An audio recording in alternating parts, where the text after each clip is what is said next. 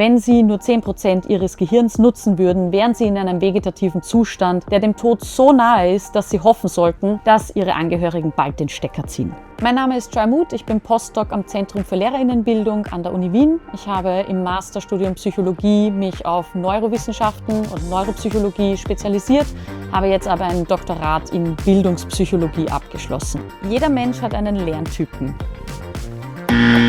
Das ist ganz eindeutig falsch. Lerntypen sind wahrscheinlich der größte Hoax, der Lehrpersonen in den letzten 50 Jahren erzählt wurde.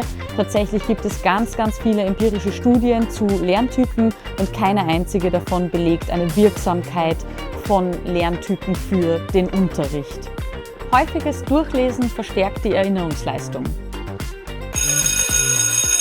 Auch das ein bisschen schwierig zu beantworten. Häufiges Durchlesen erzeugt einen Vertrautheitseffekt. Dadurch haben wir das Gefühl, hey, das kenne ich, hey, das kann ich. Tatsächlich erzeugt das häufige Durchlesen aber nur schwache Gedächtnisspuren. Was wirklich hilfreiche Strategien wären, um sich einen Text gut zu merken, sind sogenannte Elaborationsstrategien.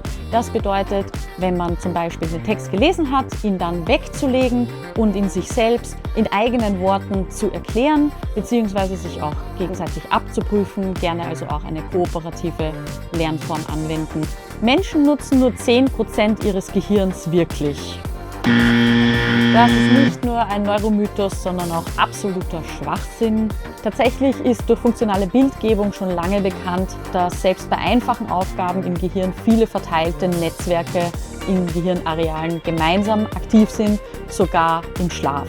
Dieck hat dazu ein sehr schönes Zitat, nämlich: Wenn Sie nur 10% Ihres Gehirns nutzen würden, wären Sie in einem vegetativen Zustand, der dem Tod so nahe ist, dass Sie hoffen sollten, auch wenn Sie das dann nicht könnten, dass Ihre Angehörigen bald den Stecker ziehen.